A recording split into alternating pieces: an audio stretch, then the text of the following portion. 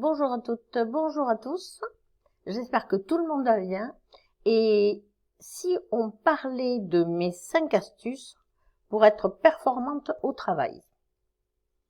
Je vais vous donner 5 conseils pour être productive. C'est mon vécu et ça peut vous inspirer votre organisation. Alors, la première chose que je fais, c'est que je mets mon téléphone portable, mon smartphone, loin de moi quand je travaille. Enfin, mon téléphone mobile, comme pour vous tous et toutes, il y a les mails, les actus, les notifications des réseaux sociaux, les messages WhatsApp, les SMS et Telegram, etc. Donc on peut y passer sa journée. Il n'y a aucun problème. On peut ne pas travailler et y passer sa journée. Donc j'ai décidé de mettre mon téléphone à distance de mon bureau. Donc je le pose plus loin que mon bureau. Comme ça, je ne suis pas ni dérangée ni distraite pendant mon travail, mais je peux l'entendre sonner si quelqu'un appelle. Je peux joindre, mes clients peuvent me joindre, la famille peut me joindre, mais au moins je ne suis pas tentée de consulter et les mails et le message WhatsApp et etc. Il est suffisamment audible pour qu'il sonne un peu plus loin, donc je le mets à l'autre bout du bureau, mais de ma pièce bureau, mais je peux l'entendre sonner. En fait, je l'ai relégué à être un téléphone fixe. Il a sa place à tel endroit et c'est un téléphone fixe. Comme ça, je n'entends pas les notifications, mais j'entends les appels.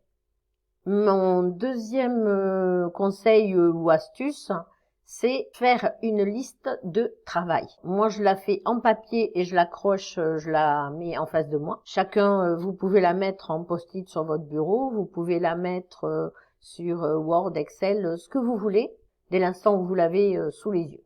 Moi, chaque vendredi, le vendredi après-midi, je relève un peu la tête de tout ce qui est travaux pour mes clients. Le vendredi après-midi, il est pour moi. Je planifie ma semaine d'après. Je pose sur papier les actions que je dois réaliser la semaine suivante. Quel jour? Ça vous paraît basique, mais c'est comme ça que j'arrive à m'organiser de façon méthodique. Et pour répondre aux demandes des clients, je planifie quelquefois jusqu'à 1 mois à l'avance. Voilà, on peut l'appeler la to-do list, la to-do work. En fait, ça sert à me rappeler les tâches à faire et ainsi, je n'ai pas de stress parce que je les vois, parce que je sais où j'en suis. C'est comme un emploi du temps. Mais je sais, et pour ma part, je préfère l'avoir sur papier, que j'accroche au mur sur ce côté. Et ça m'aide à imprimer mon travail. Voilà.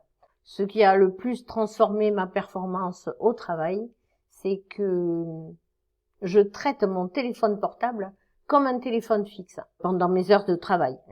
Après, je l'utilise comme un téléphone portable, comme tout le monde. Je ne suis pas un robot. La troisième astuce, surtout pensez à vous donner des objectifs cibles, soit chaque semaine, soit chaque jour, soit chaque mois, mais donnez-vous des objectifs et réalisez-les. Faites des objectifs atteignables et réalisables, bien sûr.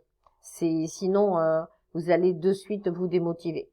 Donc, je me donne des objectifs ciblés. Je les mets dans ma liste. Par exemple, finir le dossier un tel ou de Y, finir le dossier, finir les relances clients de un tel, finir les courriers, finir les facturations, finir les devis, tel jour, telle heure, telle heure.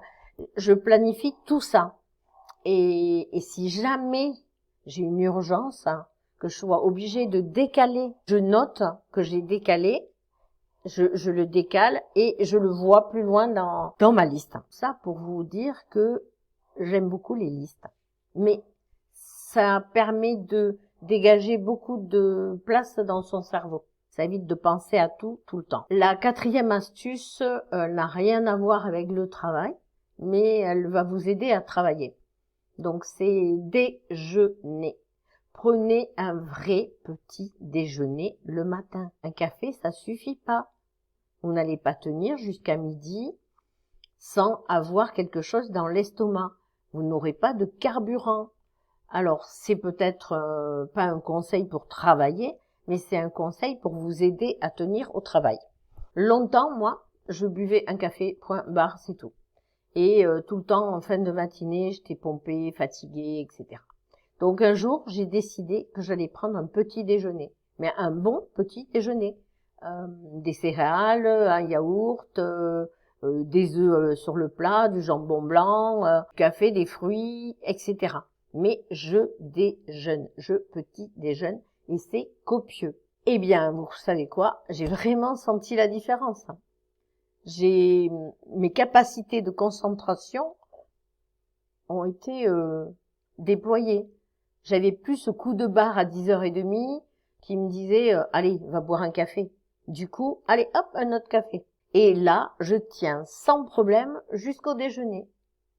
Et en même temps, je suis plus sereine et je suis, plus productive. Après, c'est pareil, la dernière astuce, donc qui est le 5e conseil ou astuce, c'est penser à faire une sortie.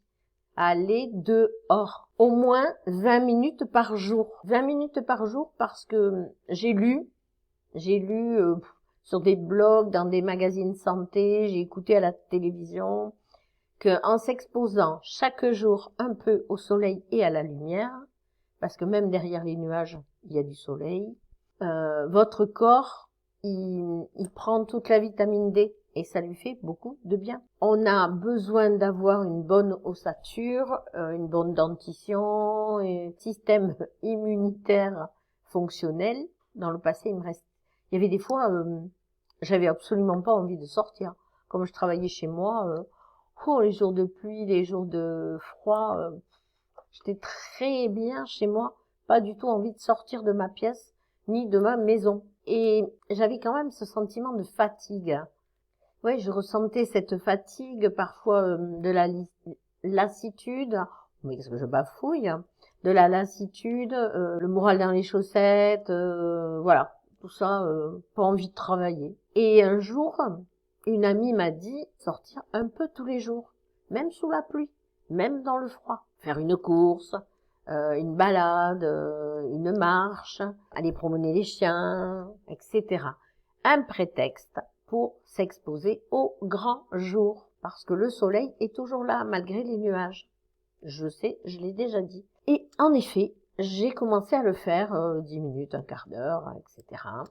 Et j'en ai ressenti tous les bénéfices. J'avais plus d'énergie, j'avais plus envie ça me gênait pas de retourner au bureau.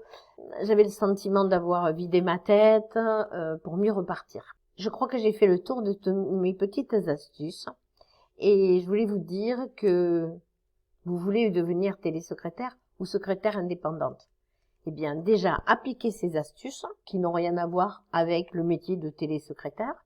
Ils peuvent très bien être tabous et pour n'importe quel métier. Mais si vous voulez devenir télésecrétaire ou secrétaire indépendante, rejoignez-moi dans ma formation. Alors, soit ma formation en petit bout, vous choisissez la formation que vous voulez, soit ma formation qui est certifiée Calliope et finançable par les organismes financeurs ou Pôle emploi. Devenez libre et indépendante. Et comme ça, pas de souci pour aller au soleil. À bientôt dans une nouvelle vidéo.